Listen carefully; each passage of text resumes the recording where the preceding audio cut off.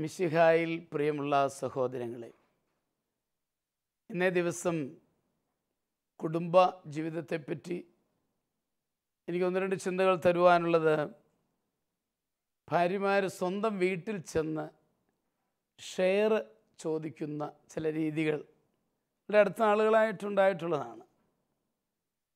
കാരണമുണ്ട്, എനിക്കറിയാം. നിയമപ്രകാരം ക്രിസ്ത്യൻ പിന്തുടർച്ച അവകാശ നിയമം അനുസരിച്ച് പുരുഷനും സ്ത്രീക്കും കുടുംബസ്വത്തിൻ്റെ ഈക്വൽ ഷെയർ, തുല്യ പങ്കുണ്ട്, മനസ്സിലാക്കുന്നുണ്ട്. പക്ഷെ നമ്മുടെ പാരമ്പര്യം അനുസരിച്ച് വിവാഹ സമയത്ത് ആ പെൺകുട്ടിക്കുള്ള ഷെയർ എന്താണോ അത് നൽകുന്ന ഒരു പതിവ് നമുക്കുണ്ട്. അതുകൊണ്ട് വീണ്ടും ഒരു ഷെയർ ആ കുടുംബത്തിൽ നിന്നും അവകാശപ്പെടുവാൻ പരിശ്രമിക്കുന്നത് ആ കുടുംബ അന്തരീക്ഷത്തിന് അല്പം ടെൻഷൻ ഉളവാക്കും, പ്രശ്നം ഉളവാക്കും എന്നുള്ളതാണ് ഞാനത് പറയാൻ കാരണം. അപ്പോൾ അത് നമ്മൾ ചെയ്യരുത് എന്നാണ് എനിക്ക് പറയാനുള്ളത്. ഇനി ഒരാളെ വിളിച്ച് മോളെ ഇതാ കൊണ്ടുപോ എന്ന് പറഞ്ഞ് വരുവാണെങ്കിൽ മേടിച്ചോളൂ, എനിക്കതിന് വിരോധമില്ല. എന്നാൽ അവിടെ ചെന്ന് അത് തന്നേ പറ്റൂ, അല്ലെ അതിന് കേസ് കൊടുക്കുക, അങ്ങനെയുള്ള പ്രവണതകളിലേക്ക് നീങ്ങുമ്പോൾ കുടുംബാന്തരീക്ഷം പ്രക്ഷുബ്ധമാകും, കൂടുതൽ പ്രശ്നങ്ങൾ ഉളവാക്കുന്നുണ്ട്. ചില കുടുംബങ്ങളിലെ പ്രശ്നങ്ങൾ കണ്ടതുകൊണ്ട് അച്ഛൻ സൂചിപ്പിച്ചു എന്ന് മാത്രമേ ഉള്ളൂ. വാസ്തവത്തിൽ നമുക്ക് കാണാൻ സാധിക്കുന്നുണ്ട്. സുഭാഷിതം 28:24 പറയുന്നുണ്ട്, നീ പിടിച്ചു പറിക്കരുതെന്നാണ്.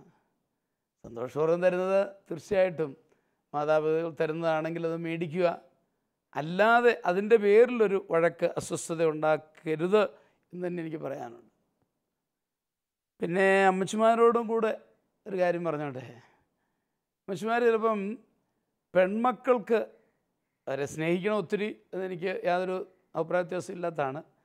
പെൺമക്കളോടൊരു പ്രത്യേക സ്നേഹം കാണിച്ചുകൊണ്ട് ജീവിക്കുന്നത് ആൺമകൻ്റെ കൂടെയൊക്കെയാണ്. അവന് വിവാഹമൊക്കെ കഴിച്ചവന് കുടുംബമായി. എന്നാൽ എന്തേലും ഒന്ന് കിട്ടിയാൽ അത് രഹസ്യ സൂക്ഷിപ്പായിട്ട് വെച്ചിട്ട് ഒരു മാസത്തിലൊരിക്കലൊരു പോക്ക് പെൺമകളുടെ വീട്ടിലേക്ക്, പാവം അതിനൊന്നുമില്ല എന്ന് പറഞ്ഞ് ഇവിടുന്നുള്ളതെല്ലാം കൂടെ കൊണ്ടുപോയി അവിടെ കൊടുക്കാനുള്ള ഒരു പ്രവണത ചില അമ്മച്ചിമാർ കാത്തു സൂക്ഷിക്കുന്നുണ്ട്. അത് നമ്മൾ ഒന്ന് നിയന്ത്രിക്കേണ്ടതാണ്. കേസ് വിഷമമുണ്ടെങ്കിൽ ഞാൻ പറയുന്നത്, വൈകിട്ട് പ്രാർത്ഥന കഴിയുമ്പം എല്ലാവരും കൂടി ഇരിക്കുമ്പം പറയുക, നമ്മുടെ എടാ നിൻ്റെ പെങ്ങൾ ഇന്നയാൾ വിഷമിക്കുന്നുണ്ടല്ലോ, നമുക്ക് എന്തെങ്കിലും ഒന്ന് ചെയ്യണ്ടേ, ഒരു സഹായം ചെയ്യണ്ടേ എന്ന് ചോദിച്ചാൽ എല്ലാവരും കൂടെ ആലോചിച്ചിട്ട് ചെയ്യുന്നതിന് നല്ല കാര്യമാണ്. അവർക്ക് സന്തോഷമേ കാണത്തുള്ളൂ. അതേസമയം അവരറിയാതെ കൊച്ച് അയ്യോ വിഷമിക്കുന്നുണ്ട് എന്ന് പറഞ്ഞുകൊണ്ട് പോയി കൊടുക്കുന്ന ഒരു പതിവ് അതത്ര നല്ലതല്ല എന്ന് കൂടെ പറയാൻ ഞാൻ ആഗ്രഹിക്കുകയാണ്. കാരണം ഇവിടെ ഒരു കുടുംബമുണ്ട്, അവരുടെ ആവശ്യങ്ങളുണ്ട്. അപ്പോൾ ഈ അമ്മച്ചിക്ക് ഇങ്ങോട്ടല്ല കൂറ്, അങ്ങോട്ടാണൊരു കൂറ് എന്ന് വരുത്തുന്നത് അത്ര നന്മയല്ല എന്നെനിക്ക് പ്രത്യേകമായിട്ട് പറയാനുണ്ട്.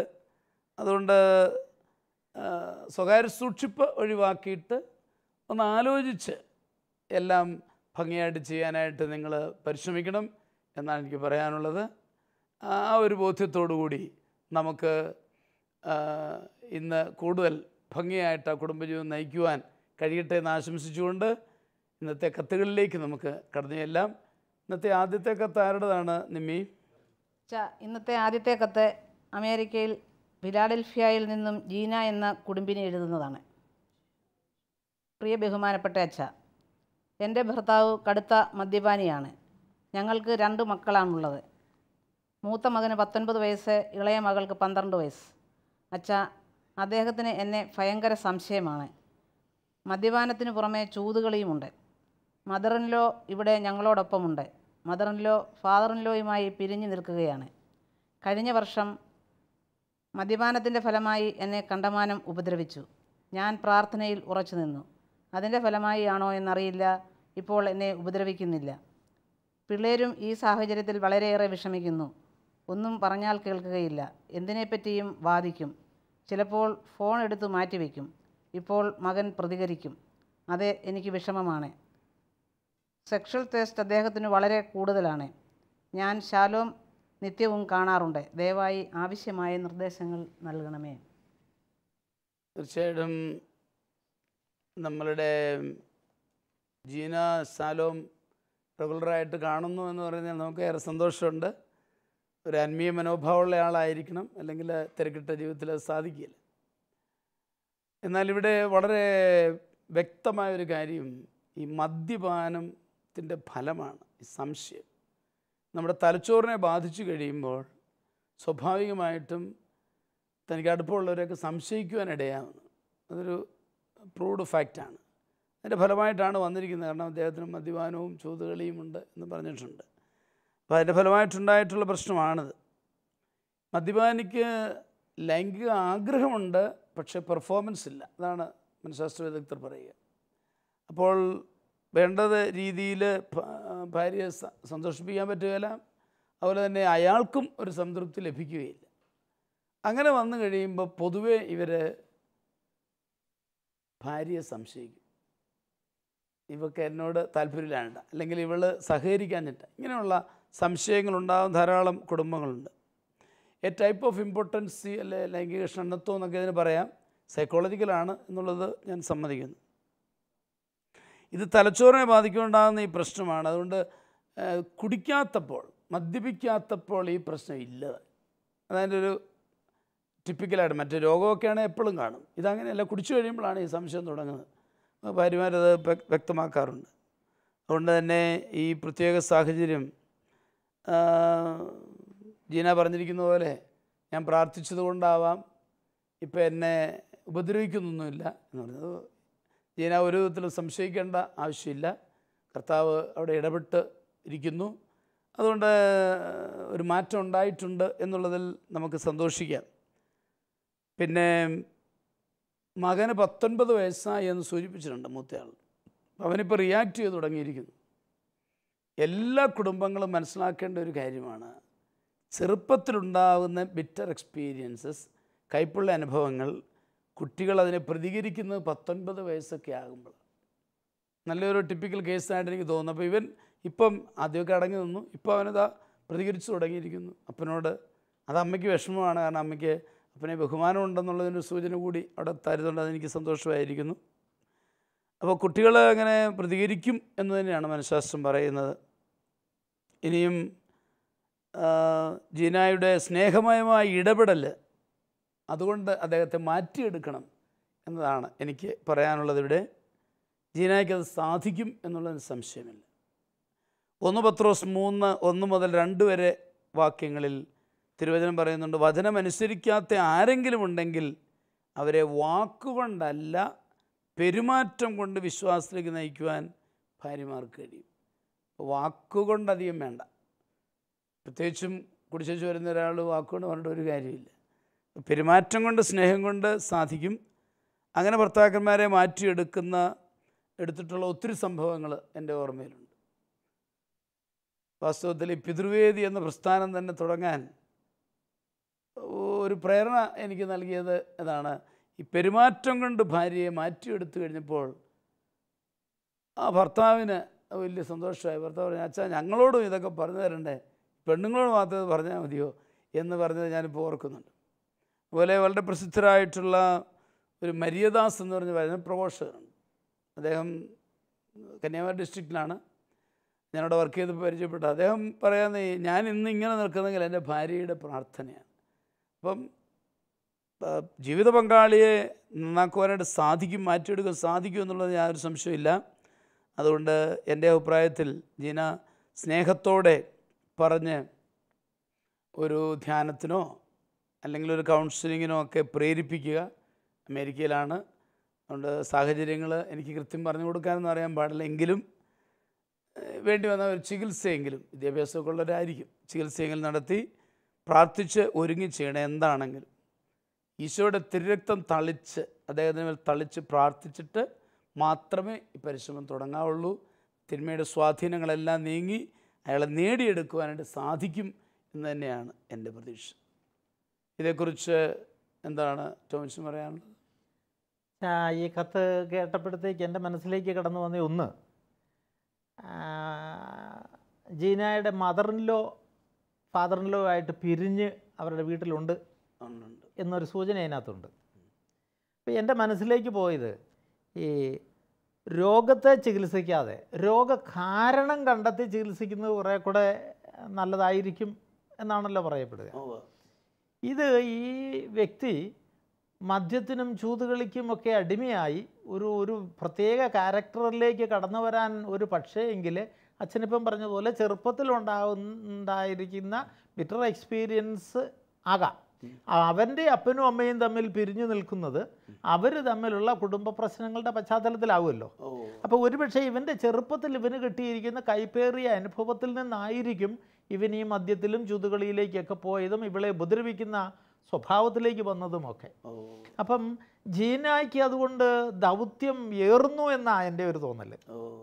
ജീന പ്രാർത്ഥിക്കുന്നയാളാണ്, പ്രാർത്ഥിച്ചിട്ട് അവൻ്റെ ഉപദ്രവത്തിൽ നിന്ന് രക്ഷ നേടി സ്ഥിരവും ശാലവും കാണുന്നയാളാണ്. അപ്പം കൂടുതൽ വിശ്വാസത്തിലേക്ക് കടന്നു വരാനും തീക്ഷ്ണതയുള്ള ഒരു സ്ത്രീയായിട്ട് നമുക്ക് ജീനയെ കാണാം. അപ്പം ജീനയ്ക്ക് ദൈവം കൊടുത്തിരിക്കുന്ന ഒരു വലിയ ദൗത്യമായിട്ട് ജീന അത് എടുക്കണം. ഈ ഒരു വിളിയിൽ ഉള്ള വെല്ലുവിളിയാണിതുള്ളത്.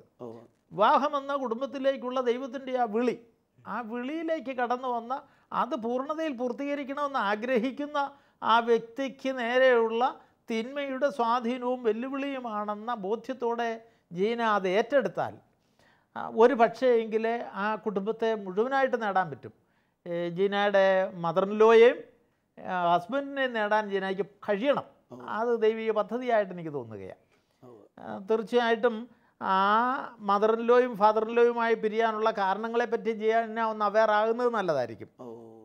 അതുകൂടെ മനസ്സിൽ വെച്ചുകൊണ്ട് തമ്പുരാനുമായിട്ടുള്ള ബന്ധത്തിൽ വളരുവാനും നിരന്തരം പ്രാർത്ഥിച്ചു ദൈവകൃപയിൽ ആശ്രയിച്ചുകൊണ്ട് ദൈവമേ നിൻ്റെ പരിശുദ്ധാത്മാവിനെ നീ എനിക്ക് സഹായകനായി തന്നതാണല്ലോ. ഈശോ അതാ പറഞ്ഞേ, ഞാൻ പോകുന്നത് നല്ലത്, ഞാൻ പോയാൽ എന്നും നിങ്ങളുടെ കൂടെ ഇരിക്കാൻ. അത് പ്രാർത്ഥിച്ച് സഹായകനായി സ്വീകരിച്ചുകൊണ്ട് അതിനായി അങ്ങേറ്റം പരിശ്രമിക്കണമെന്നുള്ളതാണ് ടോമസിൻ്റെ അഭിപ്രായം. എന്താണ് നിമ്മിക്ക് ഇതേപ്പറ്റി പറയാനുള്ളത്? നീ പറയാനുള്ളത് മദ്യപാനം പലരുടെയും ശാരീരികവും മാനസികവുമായ എല്ലാ നിലകളെയും തെറ്റിക്കാം. അപ്പോൾ അവൻ്റെ ബ്ലഡിൽ ഈ മദ്യം എല്ലാം കൂടെ അലിഞ്ഞു ചേർന്നപ്പോൾ അവനിലെ സ്ഥിരബുദ്ധി അല്ലെങ്കിൽ ബ്രെയിനിന് തകരാറ് സംഭവിച്ചിട്ടുണ്ട്. അപ്പോൾ അവൻ സെക്ഷൽ ടേസ്റ്റ് ഉണ്ടെങ്കിലും അവന് ലൈംഗിക ശേഷി കുറവായതുകൊണ്ട് ഭാര്യയെ തൃപ്തിപ്പെടുത്തുവാനോ ഭാര്യയ്ക്കു ഇവൻ്റെ ശാരീരിക ആവശ്യങ്ങൾ തൃപ്തിപ്പെടുത്തുവാനോ അവൾക്കും സാധിക്കുന്നില്ല. പരസ്പരം സാധിക്കാതെ വരുമ്പോൾ അവൻ അവളെ സംശയിക്കുന്നു. അപ്പോൾ ആ സംശയമാണ് ഇവരുടെ കുടുംബജീവിതത്തിൻ്റെ തകർച്ചയ്ക്ക് കാരണം. പിന്നെ മദറിൻലോ ഫാദറിൻലോ ആയിട്ട് പിരിഞ്ഞു നിൽക്കുന്നതും ഒരു കാരണമാണ്. മദറിൻലോയും ഈ വഴക്കിന് ഒരുപക്ഷേ കാരണമാകാം. അപ്പം ഈ ജീന അവർക്ക് വേണ്ടി രണ്ടുപേർക്കും വേണ്ടി ശരിക്കും പ്രാർത്ഥിച്ച് അച്ഛൻ പറഞ്ഞതുപോലെ തിരുരക്തം കൊണ്ട് കഴുകി വിശദീകരിച്ച് പ്രത്യേകം പ്രാർത്ഥിച്ച് സ്നേഹത്തോടു കൂടി ഇടപെടുകയാണെങ്കിൽ ഇവരുടെ കുടുംബ പ്രശ്നത്തിന് പരിഹാരം ഉണ്ടാക്കാമെന്നാണ് എൻ്റെ അഭിപ്രായം. ഒരു കൺക്ലൂഷനിലേക്ക് വന്നാൽ നമുക്ക് പറയാൻ സാധിക്കുന്നത് ടോൺസൺ സൂചിപ്പിച്ചതുപോലെ അമ്മ പിരിഞ്ഞു നിൽക്കുന്ന ആ പ്രശ്നങ്ങൾ കൂടെ കണക്കിലെടുത്തുകൊണ്ട് പ്രാർത്ഥിക്കുക, പ്രാർത്ഥനയിലൂടെ ആ കുടുംബത്തെ മൊത്തം പരീക്ഷിച്ചെടുക്കാനായിട്ട് സാധിക്കണം എന്നുള്ള ചിന്തയാണ് നമ്മളിപ്പോൾ പങ്കുവച്ചത്. അതിനിടങ്ങേറ്റം പരിശ്രമിക്കുക, അതിന് കൗൺസിലിങ്ങോ ധ്യാനമോ ഒക്കെ സഹായകമാകുന്ന രീതിയിൽ ചെയ്ത് മുമ്പോട്ട് പോകാനായിട്ട് സാധിക്കും. അതുകൊണ്ട് ജീന പ്രതീക്ഷ കൈവെടിയാതെ പ്രാർത്ഥനയിൽ അടിയുറച്ച് നിന്നുകൊണ്ട് ഈശോയെ കൂട്ടുപിടിച്ച് നമുക്ക് ദൈവം തന്ന കഴിവുകൾ ഉപയോഗിച്ച് നമ്മൾ പരിശ്രമിക്കുക. അങ്ങനെ പ്രശ്നങ്ങൾ മാറ്റിയെടുക്കുവാൻ പരിശ്രമിക്കാം. ഞങ്ങൾ തീർച്ചയായിട്ടും പ്രാർത്ഥന നേരുകയാണ്. നമുക്ക് ഇന്നത്തെ അടുത്ത കത്തിലേക്ക് പ്രവേശിക്കാം അല്ലേ? അടുത്ത കത്ത് ദുബായിൽ നിന്നും ലിസി എന്ന വീട്ടമ്മയുടേതാണ്. പ്രിയ ബഹുമാനപ്പെട്ട അച്ഛ, എൻ്റെ ഭർത്താവ് ജോമിച്ചൻ എന്നെ വല്ലാതെ സംശയിക്കുന്നു. ഞാൻ അളിയനുമായി വലിയ അടുപ്പത്തിലാണെന്നാണ് സംശയം. അതിൽ യാതൊരു യാഥാർത്ഥ്യവുമില്ല. അച്ഛാ, ഞാൻ വിദേശത്താണെങ്കിലും ഭർത്താവ് നാട്ടിൽ തന്നെയാണ്. അതിൽ അദ്ദേഹത്തിന് കുറച്ച് കോംപ്ലക്സ് ഉണ്ടെന്നാണ് എനിക്ക് തോന്നുന്നത്. അദ്ദേഹം മദ്യപിക്കുന്ന ആളല്ല. ഞങ്ങൾക്ക് 2 കുട്ടികളാണുള്ളത്. അവരും നാട്ടിലാണ്. അവരെ നോക്കുന്നത് ഭർത്താവാണ്. എനിക്ക് അദ്ദേഹത്തെ വളരെ ബഹുമാനമാണ്. പക്ഷേ എനിക്ക് അദ്ദേഹത്തോട് പുച്ഛമാണെന്നാണ് അദ്ദേഹം ഓർക്കുക. ഇത് എങ്ങനെയാണ് അച്ഛാ ശരിയാകുക? ആവശ്യമായ നിർദ്ദേശങ്ങൾ നൽകണമേ. തീർച്ചയായിട്ടും ഇതൊരു സംശയപ്രശ്നം തന്നെയാണ്. എന്നാൽ ഇദ്ദേഹത്തിൻ്റെ ഒരു പ്രത്യേകത മദ്യപിക്കുകയില്ല എന്നുള്ളതാണ്. മദ്യപാനം കൊണ്ട് മാത്രമല്ല സംശയങ്ങളുണ്ടാവുക എന്നുള്ളത് വളരെ ക്ലിയറാണ്. ഭർത്താവ് നാട്ടിലും ഭാര്യ വിദേശത്തുമാണ്. സ്വാഭാവികമായിട്ടും ഭർത്താവിനൊരു കോംപ്ലക്സ് ഉണ്ടാകാനുള്ള സർവ്വ സാധ്യതയും ഇവിടെയുണ്ട്. അതവൾ ഇപ്പോൾ അത് സൂചിപ്പിച്ചിട്ടുണ്ട്. ഭർത്താവ് പിള്ളേരെ നോക്കുകയാണ്. ഭാര്യയ്ക്ക് ഭർത്താവിനെ വലിയ ആദരവാണെങ്കിലും അയാൾക്കത് അനുഭവമാകുന്നില്ല. സ്വാഭാവികമായിട്ടും ആദരവുണ്ട് എന്നാണ് ലിസി അവതരിപ്പിച്ചിരിക്കുന്നത്. അവൻ്റെ മനസ്സിൽ അതങ്ങോട്ട് ഒരു എക്സ്പീരിയൻഷനായിട്ട് അനുഭവമാകുന്നില്ല. കേട്ടിട്ട് ഇത് ഇൻഫീരിയോറിറ്റി കോംപ്ലക്സിൽ നിന്നുണ്ടാകുന്ന ഒരു സുപ്പീരിയോറിറ്റി ഫീലിംഗ് ആയിട്ട് എനിക്ക് തോന്നുകയാണ്. സൈക്കോളജി അങ്ങനെ അവതരിപ്പിക്കുന്നുണ്ട്. ഞാനൊന്നുമല്ല, ഞാൻ മോശമാണ്, ഇങ്ങനെയുള്ള ചിന്തകൾ മനസ്സിൽ വന്നു കഴിഞ്ഞാൽ അതൊരിക്കലും പ്രകടമാക്കത്തില്ല. നേരെ മറിച്ച് ഞാൻ വലിയ ആളാണെന്ന് പുറമെ കാണിക്കുന്ന ഒരു രീതി ഉണ്ട്. അതാകാനാണ് വളരെ സാധ്യതയുള്ളത്. അതുകൊണ്ട് ഞാൻ ഭർത്താവ് അത് പുറമെ വലിയ ആളായിട്ട് കാണാൻ ചിത്രീകരിക്കുകയാണ്. അപ്പോൾ ഭാര്യ ശരിയല്ല എന്നുള്ളതാണ് അതിനകത്ത് ഏറ്റവും വലിയ കുറ്റപ്പെടുത്തലായിട്ട് വരുന്നത്. നിന്നെ എനിക്കറിയാം, നീ ശരിയല്ല, ഇങ്ങനെയുള്ള ഒരു മനോഭാവം അവിടെ കാണുന്നുണ്ട്. എനിക്കൊരു ജോലിയില്ല എങ്കിലും ഞാൻ നല്ലവനാണ് എന്നുള്ള ഒരു മനോഭാവം പുലർത്തുവാനുള്ള ഒരു പരിശ്രമം വാസ്തവത്തിൽ ഈ ജോംസിൻ്റെ ഭാഗത്തു നിന്നുണ്ടാകുന്നുണ്ട് എന്ന് ഞാൻ മനസ്സിലാക്കുകയാണ്. ഞാനിത് പറയാൻ കാരണം ഇത് ലിസിയാണ് നമുക്ക് കത്തെഴുതി വെച്ചിരിക്കുന്നത്. ലിസി ഇത് മനസ്സിലാക്കിയിട്ട് ജോമിച്ചിന് വേണ്ടി പ്രാർത്ഥിക്കണം എന്നതാണ് എനിക്കിവിടെ പരിഹാരമായിട്ട് നിർദ്ദേശിക്കാനുള്ളത്. പിന്നെ കുറച്ചുകൂടി ഒരു സ്നേഹപ്രകാശനം നടത്തുക. മനസ്സിൽ ആദരവുണ്ട്, വെരി ഗുഡ്, എനിക്ക് സന്തോഷമാണ്, പക്ഷെ അത് കുറച്ചുകൂടെ പ്രകാശിപ്പിക്കണം. അവനത് അനുഭവമാകുന്നില്ല എന്ന് പറഞ്ഞതുകൊണ്ടാണ് ഞാൻ പറഞ്ഞത്. കുറച്ചുകൂടെ പ്രകാശിപ്പിക്കുക. അതുപോലെ തന്നെ പ്രശംസകൾ നൽകുക. ഉദാഹരണമായിട്ട് നമുക്ക് ഈ കൊച്ചിനെ നോക്കുന്നതും പിള്ളേരെ നന്നായിട്ട് നടത്തുന്നതും ഒക്കെ ഒന്ന് എടുത്ത് പറയാനും, ഫോൺ വിളിക്കുമ്പോഴൊക്കെ ആയിരിക്കും, കൂടെ വരുമ്പോഴും ഒക്കെ ഒന്ന് പറയാനും ഒക്കെ ഒന്ന് പരിശ്രമിച്ചാൽ കുറച്ചുകൂടെ മാറ്റം ഉണ്ടാകും. അങ്ങനെ അയാളുടെ സെൽഫ് എസ്റ്റീം ഉയർത്തിയെടുക്കണം. ബേസിക് പ്രശ്നം അവിടെ. അതുകൊണ്ട് ഇയാളുടെ സെൽഫ് എസ്റ്റീം ഡൗണായി കിടക്കുന്നു. അത് നമ്മൾ ഉയർത്തിയെടുക്കുകയാണെങ്കിൽ അയാളുടെ ഈ പ്രശ്നങ്ങൾ മാറാൻ സാധ്യതയുണ്ട്. അത് വേണം. പറ്റുമെങ്കിൽ ഞാൻ അവരുടെ സാഹചര്യം മനസ്സിലാക്കാതെ പറയുമെന്ന് വിചാരിക്കരുത്. പറ്റുമെങ്കിൽ ഇവർ ഒന്നിച്ച് താമസിക്കണമെന്ന് എൻ്റെ ഒരു അഭിപ്രായം. അത് നാട്ടിലാണെങ്കിലും വിദേശത്താണെങ്കിലും കുട്ടികളെ അവിടെ പഠിപ്പിക്കാമല്ലോ. അതുകൊണ്ട് ഒന്നിച്ച് താമസിക്കുന്നത് കൂടുതൽ ഉചിതമാണ്. അപ്പോൾ അവർക്ക് കുറച്ചുകൂടി ഒരു അണ്ടർസ്റ്റാൻഡിങ് ഉണ്ടാകാനായിട്ട് എളുപ്പമുണ്ട് എന്നാണ് എനിക്ക് തോന്നുന്നത്.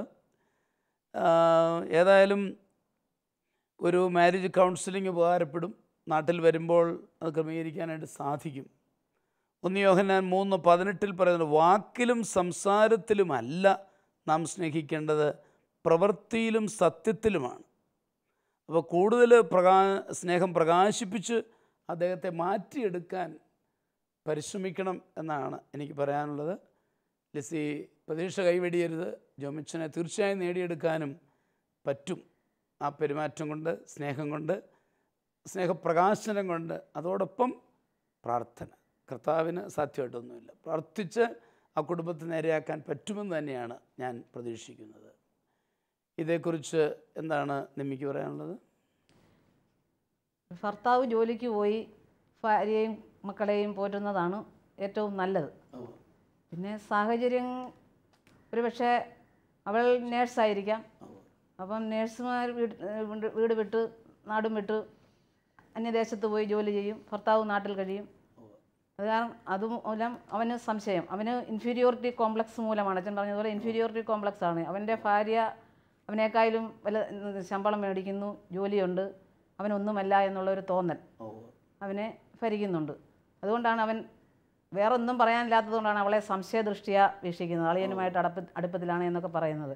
യഥാർത്ഥത്തിൽ അതൊന്നും കാണുകയില്ല. അവളെ ഒന്ന് തരം താഴ്ത്തി കാണിക്കുവാൻ വേണ്ടി അവൻ സ്വയമേ പരിശ്രമിക്കുന്നതാണ്.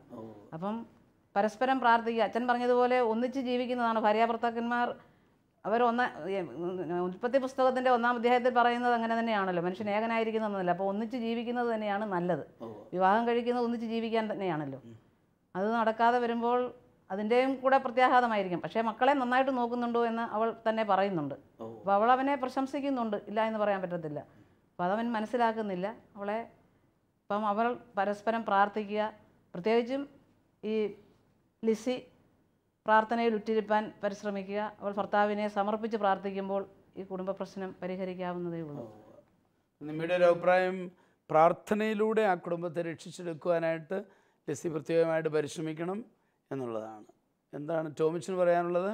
എനിക്ക് ഞാൻ ഒരു ഗൾഫുകാരൻ, അല്ലെങ്കിൽ നേരത്തെ ഗൾഫിലുണ്ടായിരുന്ന ആൾ എന്നുള്ള നിലയിൽ ഈ ഗൾഫിലും യൂറോപ്യൻ നാടുകളിലും ഇന്ന് ഒന്നുകിൽ സ്ത്രീയാണ് ജോലിക്കാരി, അല്ലെങ്കിൽ കൂടുതൽ ശമ്പളം സ്ത്രീകൾക്കാണ് കിട്ടുക. ഇതുകൊണ്ട് ഒരാളുടെ പ്രശ്നമല്ല, ഇതൊരു പൊതു വിഷയമാണ്. ഒത്തിരി ആളുകൾ ഇതുപോലെ മാനസികമായിട്ട്, ഇതിപ്പം ലിസി എഴുതിയതുകൊണ്ട് നമ്മൾ അറിയുന്നു, അല്ലാതെ തന്നെ ഒത്തിരി മാനസിക പ്രശ്നങ്ങൾ ഉണ്ടാക്കുന്ന ഒത്തിരി കുടുംബങ്ങളുണ്ട്. അതെനിക്ക് നേരിട്ട് അറിയാവുന്ന ഒരു യാഥാർത്ഥ്യം. ഇവിടെ ഭർത്താവിൻ്റെ തന്മയത്തമായ ഇടപെടലുകൾ ആവശ്യമാണ്. ഒരു പരിധിവരെ ഇവൻ നല്ലവനായിട്ട് തന്നെ ലിസി ചിത്രീകരിച്ചിരിക്കുന്നത്. മദ്യപിക്കുന്നില്ല, കുടുംബത്തെ നോക്കുന്നുണ്ട്, മക്കളെ സംരക്ഷിക്കുന്നുണ്ട്, അതെല്ലാം പോസിറ്റീവായിട്ട് അവളതിനെ കാണുന്നുണ്ട്.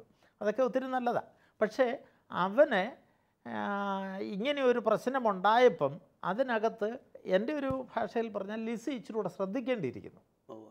കാരണം ഒരു പക്ഷേങ്കിൽ അവൾ ജോലി ചെയ്ത് കാശ് കിട്ടിയിട്ട് അവൾ പറഞ്ഞ് ഇന്നത് ചെയ്യുന്നൊക്കെ പറഞ്ഞ് കാശ് അയച്ചു കൊടുക്കുന്നതായിരിക്കാം. അവളുടെ ഒരു ഡയറക്ഷൻ അവിടെ ഉണ്ടോ എന്നൊന്ന് ചിന്തിക്കണം. ഡയറക്ഷനൊക്കെ അവനെ തന്നെ ഏൽപ്പിച്ചു കൊടുക്കുകയും അവനെ സമർപ്പിച്ചുകൊണ്ട് അവൾ മുന്നോട്ട് പോവുകയും അവനെ ഭാര്യ ഭർത്താവിന് വിധേയരായിരിക്കാൻ ആ തിരുവചനം എല്ലായിടത്തും പറഞ്ഞു വെച്ചിരിക്കുന്നത്. അപ്പോൾ ആ ബോധ്യത്തോടു കൂടി അവനെ വിധേയപ്പെട്ട് അവനെ എന്നും അച്ഛൻ പറഞ്ഞതുപോലെ തന്നെ ഉയർത്തി കാണിച്ച് മുൻനിരയിൽ നിർത്തി, ഇവൾ പിൻ സീറ്റിൽ ഇരിക്കട്ടെ, മുൻ സീറ്റിൽ ഇരുന്ന് ഡ്രൈവ് ചെയ്യാൻ, കുടുംബത്തെ ഡ്രൈവ് ചെയ്യാൻ ദൈവം ഏൽപ്പിച്ചിരിക്കുന്ന അവനെയാണ്. അത് അവൾ ഏൽപ്പിച്ചു കൊടുത്തു പോയാൽ അവൻ വ്യക്തിപരമായിട്ട് നല്ലവനായതുകൊണ്ട് വളരെ സിമ്പിളായിട്ട് വിഷയം പരിഹരിക്കപ്പെടുത്താം. അപ്പം ജോമിച്ചന് കുറച്ചുകൂടെ റെസ്പോൺസിബിലിറ്റി, ഉത്തരവാദിത്വ ബോധം കൊടുത്തുകൊണ്ട് അവനെ നേടിയെടുക്കാൻ പറ്റും എന്നതാണ് എൻ്റെ ബോധ്യം. തീർച്ചയായിട്ടും നമുക്ക് അത് വളരെ ശരിയായൊരു കാര്യമാണ്. പ്രാർത്ഥനയിലൂടെയും പെരുമാറ്റത്തിലൂടെയും ആ സ്നേഹമായ ഇടപാടിൽ ജോമിച്ചിനെ കൂടുതൽ കാര്യങ്ങൾ ഏർപ്പെടുത്തിയാൽ കാര്യങ്ങൾക്ക് മാറ്റം വരും. അങ്ങനെ ഭംഗിയായിട്ട് പോകുവാനായിട്ട് ഇടയാവും എന്ന് പ്രതീക്ഷിക്കാം. ഞങ്ങൾ ലിസിയുടെ കുടുംബത്തിന് വേണ്ടിയും പ്രാർത്ഥിക്കും. കേൾക്കുന്ന എല്ലാവരും പ്രാർത്ഥിക്കണമെന്ന് അപേക്ഷിച്ചുകൊണ്ട് ഞങ്ങൾ നിർത്തട്ടെ. നമുക്ക് അവരെ കുടുംബങ്ങൾക്ക് വേണ്ടി പ്രാർത്ഥിക്കാം, അല്ലേ? നല്ലവനും സ്നേഹനിധിയുമായ പൊന്നുതമ്പുരാനെ, ഇന്നേ ദിവസം ഞങ്ങൾ കണ്ട ഈ 2 കുടുംബങ്ങളെയും ഞങ്ങളുടെ മുമ്പാകെ സമർപ്പിക്കുകയാണ്. 2 കുടുംബത്തിലും പ്രധാനമായ പ്രശ്നം സംശയത്തിൻ്റെ പ്രശ്നങ്ങളുണ്ട്. കാരണം എന്തു തന്നെയാണെങ്കിലും കർത്താവേ, മൂലകാരണം അറിയുന്നവൻ അങ്ങാണല്ലോ. അങ്ങ് ഇടപെടണമേ, അങ്ങ് അവരെ സ്പർശിക്കണമേ. ആ കുടുംബത്തിലെ പ്രശ്നങ്ങൾ നീക്കിക്കളഞ്ഞ്, മൂലകാരണങ്ങൾ നീക്കിക്കളഞ്ഞുകൊണ്ട് ആ കുടുംബത്തിൽ സ്വർഗീയ സൗഭാഗ്യം നൽകുവാൻ അങ്ങ് കടന്നു ചെല്ലണമേ. അവരെ സ്പർശിച്ച് അവരെ സുഖപ്പെടുത്തി അവരുടെ കുടുംബജീവിതത്തെ കൂടുതൽ മനോഹരമാക്കി തീർക്കുവാൻ കടന്നു വരണമേ എന്ന് അങ്ങയോട് ഞങ്ങൾ പ്രാർത്ഥിക്കുന്നു. പിതാവും പുത്രനും പരിശുദ്ധാത്മാവുമായ സർവേശ്വര എന്നേക്കും ആമേൻ. ഈ പ്രോഗ്രാമിലേക്ക് കത്തുകളും അഭിപ്രായങ്ങളും അയക്കേണ്ട വിലാസം: to the producer, family counselling, Shalom television, Peruvannamuzhi PO, Kozhikode 673-528. Email info@shalomtelevision.com